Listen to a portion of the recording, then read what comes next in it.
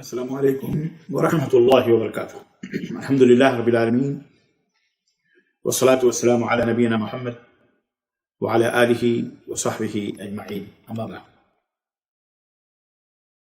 محترم ناظرین کرام، آج کی اس مجلس میں عید الفطر کی سنتوں کے تعلق سے کچھ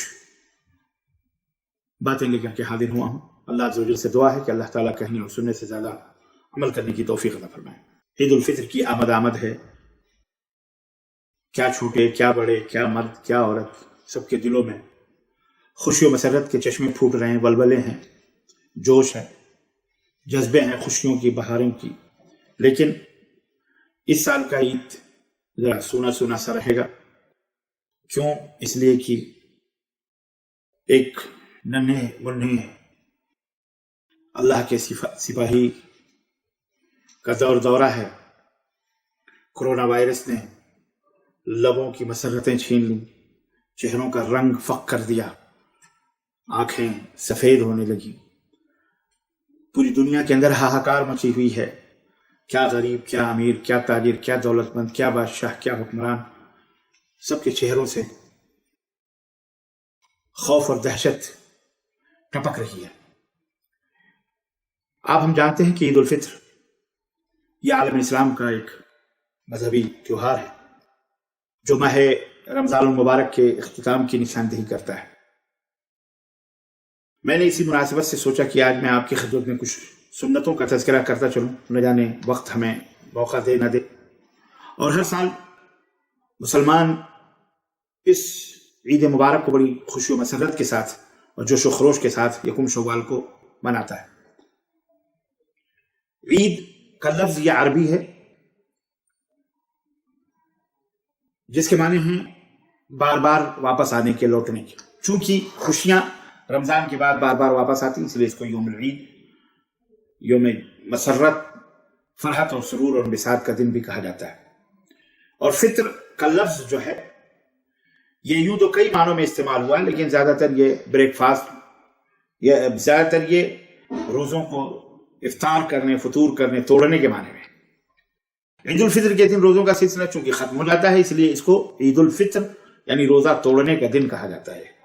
اس روز اللہ تبارک و تعالیٰ بندوں کو روزہ اور عبادت جو رمضان میں انہوں نے کی ہے اس کا ثواب عطا فرماتا ہے، لہذا اس تیوہار کو عید الفطر قرار دیا گیا۔ عید الفطر کی بہت ساری رسمیں ہیں، مختلف علاقوں، مختلف بستیوں، مختلف شہروں، مختلف ملکوں کے اندر اپنے اپنے اعتبار سے منایا جاتا ہے، لیکن خوشیوں مسرتوں کے کچھ حدود ہیں۔ اسلام نے ان حدود کو واضح طور پہ بیان کیے ہیں کہ آپ خوشیوں میں ان حدود کو کراس نہ کریں۔ شراب، ناچ گانے، بھنگڑے، تو ڈھول، تاشے، میوزک، فلمیں، یہ وہ ڈرامے، یہ تمام سب چیزیں ہرگز یہ تمام سب چیزیں حرام ہیں۔ عید الفطر کی رسموں میں سے ایک بڑی معروف رسم ہے، لوگ بغل گیر ہوتے ہیں، ایک دوسرے کو بوسہ لیتے ہیں، ایک دوسرے سے مصافحہ کرتے ہیں، معانقہ کرتے ہیں۔ لیکن یاد رکھیے اس سال سنبھال کے، اس سال کسی سے مصافحہ نہیں، اس سال کسی سے معانقہ نہیں، اس سال کسی معانقے کی تو جو بھی اسلام میں ایسی کوئی بات نہیں ہے کہ عید الفطر کے دن جو ایک رسم بنا لی گئی کہ معانقہ کریں، یہ اسلام میں نہیں ہے اس طرح سے۔ البتہ یہ ہے کہ مبارکباد کہنا، لوگوں کو گرم جوشی سے مصافحہ کرنا، ملنا، یہ الگ چیز ہے۔ رشتہ داروں اور سب دوستوں احباب سے آؤ بھگت کرنا، اس دن میٹھی میٹھی عید الفطر کی سوئیاں ہوتی ہیں۔ کیا جوان، کیا بوڑھے، کیا بچے، سب اس میں اس خوشی مسرت میں شریک ہوتے ہیں۔ نئے نئے کپڑے زیب تن کیے جاتے ہیں، خوشبوئیں لگائی جاتی ہیں، آنکھوں میں سرمے لگائے جاتے ہیں، بہترین ٹوپیاں، نئے جوتے، نئے ساکس، نئے کپڑے، نئے توپ، نئے پینٹ شرٹ، یعنی جس کو اللہ تعالیٰ نے جو میسر کیا ہے وہ تمام سب چیزیں۔ جگہ جگہ دکانیں لگتی ہیں، لوگ میلے ٹھیلے بھی لگتے ہیں، لوگ خریداری بھی کرتے ہیں، بچے اپنا خوشی مسرت سے کھیلتے ہیں، کودتے ہیں، مختلف قسم کے کھیل اور مختلف قسم کی بہرحال چیزیں ہوتی ہیں۔ لیکن ایک بات یاد رہے کہ یقیناً یہ تمام سب ہماری ثقافت اور ہمارے کلچر کی عکاس ضرور ہیں، لیکن حرام چیزوں سے بچیں، کیونکہ امن اور سکون عید کے اندر کوئی دھمال نہیں، عید کے اندر کوئی بھنگڑا نہیں، عید کے اندر کوئی ایسی چیز نہیں جو شرعاً خلاف ہو، جیسے دوسری قوموں کے اندر نوز باللہ پایا جاتا ہے۔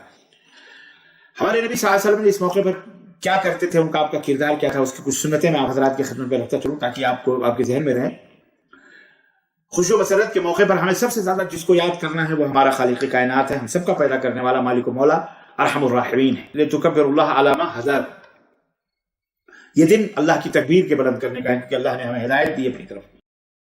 تو عید الفطر کی سنتیں سب سے پہلی تو یہ ہے کہ عید کا چاند دیکھنے کے بعد میں وہیں سے تکبیرات شروع کر دینا چاہیے، تکبیرات عید، یعنی جس کو کہتے ہیں اللہ اکبر لا الہ الا اللہ واللہ اکبر وللہ الحمد۔ اسی طرح نماز عید الفطر سے پہلے، عیدگاہ جانے سے پہلے صدقہ فطر ادا کر دینا چاہیے۔ اور صدقہ الفطر کے بارے میں نے بتایا ہے کہ غلہ کھانے پینے کے جو آپ کھاتے ہیں وہ غریب و مسکینوں کو آپ عید کے دن بھی پہنچا سکتے ہیں، عید کی نماز سے پہلے پہنچا دیں، اور اس کے 2-3 دن پہلے بھی غریب و مسکینوں تک غلہ پہنچا سکتے ہیں۔ یاد رکھیے، جو شخص، بعض اہل علم یہ کہتے ہیں، اکثر جمہور علماء کا یہ فیصلہ ہے کہ اگر کوئی شخص پیسے سے پیسہ صدقہ فطر میں ادا کرتا ہے تو اس کا صدقہ فطر ادا نہیں ہوگا، اسے چاہیے کہ وہ غلہ ہی دے۔ اسی طرح عید کے دن اچھے لباس پہننا، اچھے سے مراد یہ نہیں کہ نئے ہی ہوں، کوئی بھی صاف ستھرے کپڑے اچھے پہننا، نیا ہو تو الحمدللہ، غسل کرنا، مسواک کرنا اور اچھے لباس پہننا، خوشبو لگانا، عید الفطر جانے سے پہلے، نماز جانے سے پہلے تاخ کھجوریں یا کوئی میٹھی چیز کھا کے جانا۔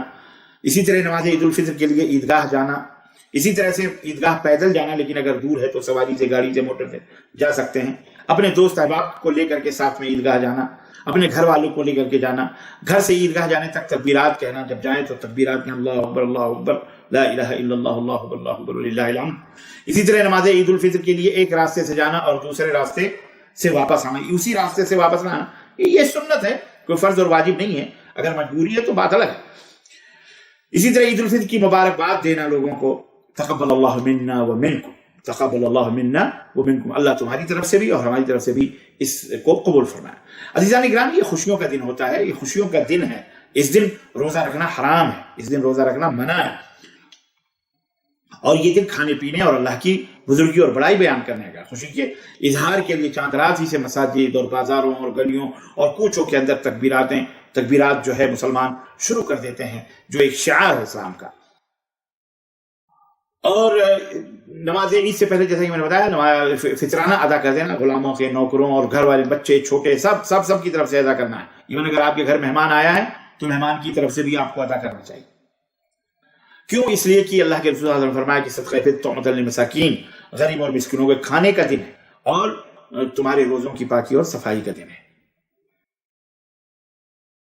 عید کی 2 رکعتوں سے پہلے کوئی نماز نہیں، فجر کے بعد ہی کوئی نماز نہیں ہے، سمجھ رہے ہیں؟ عید کی 2 رکعتوں سے پہلے اور بعد میں بھی کوئی نفلی نماز نہیں ہے۔ اور نماز عید کی ادائیگی کے لیے صرف مرد ہی نہیں بلکہ عیدگاہ میں، چاہے وہ مسجد میں ہو چاہے میدان میں ہو، عورتوں کو بھی لے جانے کا حکم ہے، اور یہ حکم جوان، کنواری، پردہ نشین سب خواتین کو، یہاں تک کہ ایک عیدگاہ جانا، یہاں تک کہ کسی صحابیہ نے کہا اللہ کے نبی، ہمارے درمیان حیض اور نفاس والی عورتیں، آپ نے فرمایا انہیں بھی عیدگاہ جانا چاہیے، اہتمام کرنا چاہیے۔ یہ اور بات ہے کہ وہ عیدگاہ کے باہر نماز نہیں پڑھیں گی، البتہ مسلمانوں کی دعاؤں میں وہ شریک رہیں گی، اللہ کی تسبیح بیان کریں گی، اللہ کی تحمید بیان کریں گی۔